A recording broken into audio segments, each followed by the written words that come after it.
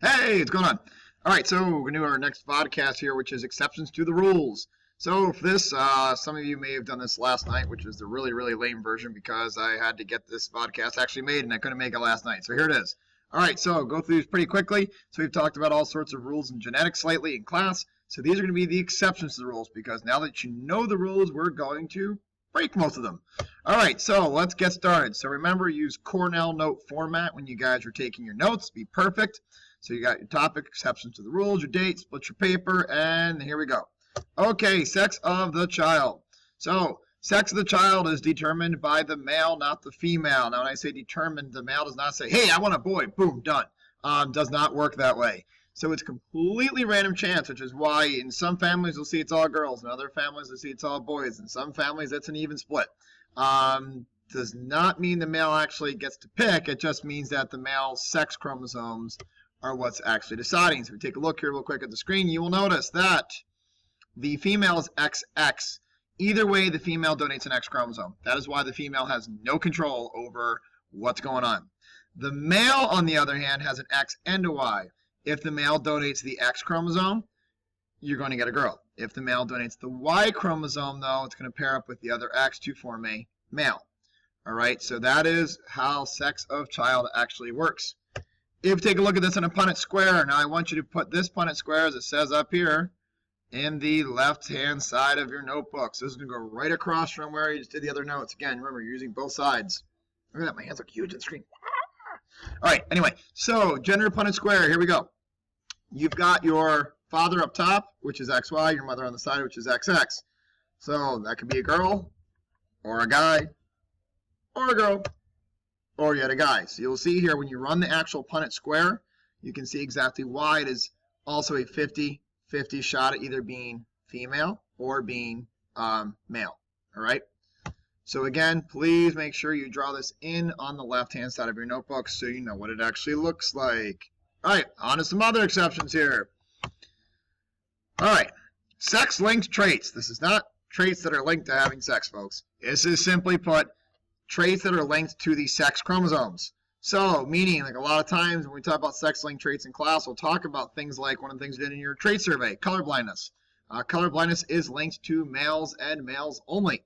Well, typically at least. So, in sex-linked traits, again, it's linked to the sex of the child. And a lot of this is because the traits are carried on sex chromosomes. So, they tend to appear more in males than females. We'll talk about why in a second. Some examples are hemophilia, a disease where your blood can't clot. Color blindness, there's all sorts of diseases pretty much affecting every system in the body. So on the left side again, so we're going to put some of this, and you can shorten this down however you want, but the idea is this, maybe at least put the sketches in. So on the male versus female, why do males seem to get things more? The male has one X chromosome. If the mutation is located on that X chromosome, the male's Y chromosome cannot cover it up because it's a slightly different chromosome. All right, if you look at the female has two X chromosomes. Typically, both of these chromosomes are not going to contain the mutation.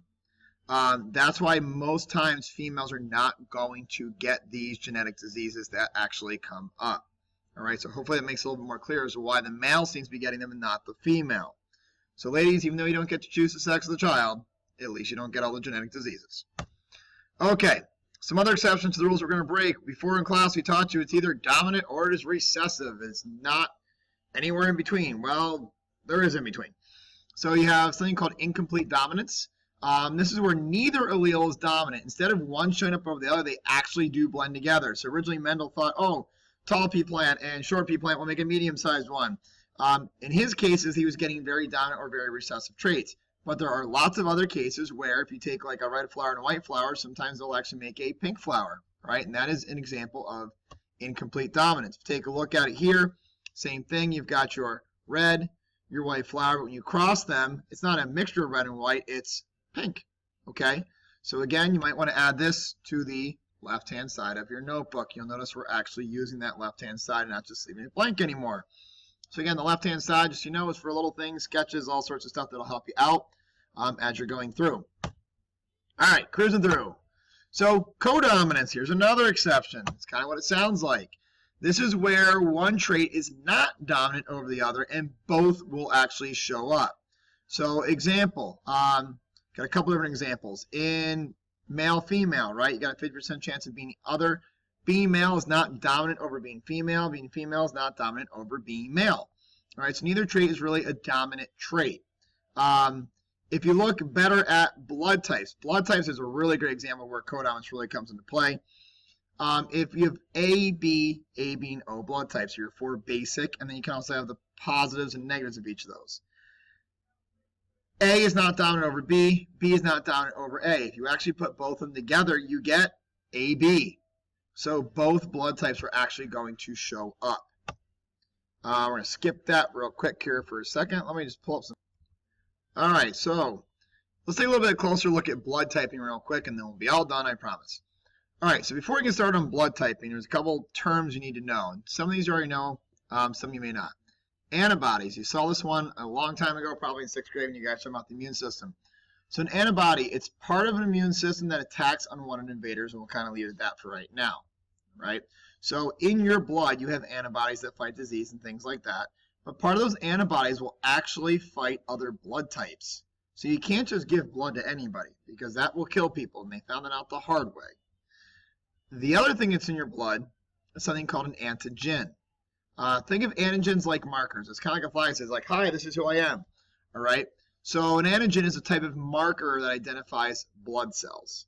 So with those two things said, let's take a slightly closer look at blood types.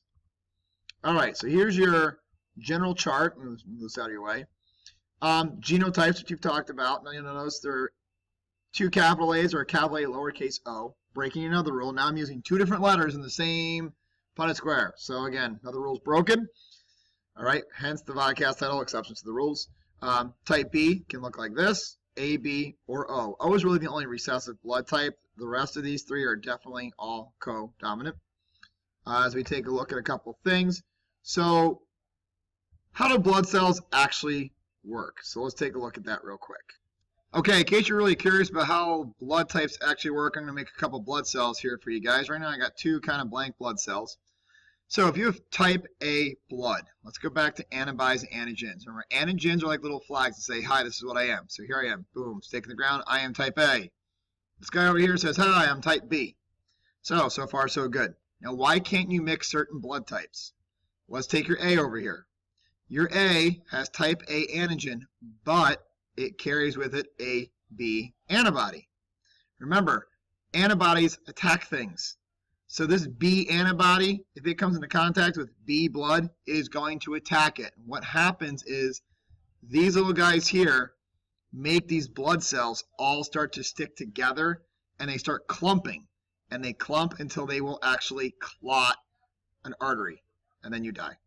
That's the short version. Not instantly either. It takes a couple hours.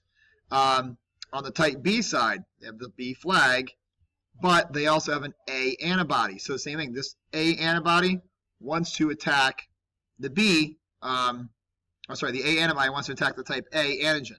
So it's going to do the exact same thing. This one will clot with this. So A can't take B and B can't take A. Now, what about the other blood types that we have? All right, so let's make a type AB blood cell. So type A and type B. So an AB blood cell, and let's move some of these out of your way real quick. All right, so an AB type blood cell, all right, has both markers, but it does not have what? Still paying attention? Still there? Still there? It does not have antibodies, okay? So therefore, if you have type AB blood, you can accept any type of blood, A, B, AB, or O. So you are the universal receiver. My type O people, the blood bank loves you, but downside is you might not love you because your blood cell can be donated to anybody because it does not have antigen flags on it. It looks just like this. Therefore, this antibody is not going to attack it. This antibody is not going to attack it. So you're in good shape. The downside, though, you, in your system, have AB antibodies. If I try to donate B to you, you clot. If I try to donate A, you clot. If I try to donate AB, you clot. So type O people cannot accept any other blood type at all. Now, if you may have a blood type that's completely different than your parents, so here's the really last thing, so I don't make this too long. take a look at Punnett square really quick. Here is, actually, let's look at this one more interesting. Okay, this parent has type B blood. Move me out of the way. This parent has type A blood. Run the square, and you can have a child with AB, a child with A, a child with BO, we call that a smelly child, and then a child with type O. So you might have type O, and neither one of your parents does, but your parents were carriers for O. So in this scenario, one parent has A, one parent has B, and their kids could have any of the 4 blood types. So there you go, codominance at its best. The only thing I did not talk about was positive and negative blood types. Pretty much every blood type you could add a plus or minus. It's another genetic factor that gets added in, but we're going to leave that out. For now, we'll let high school talk about that. Hopefully you guys got all your notes down, which is good. I believe that was it. So thank you for watching, and I will see you again.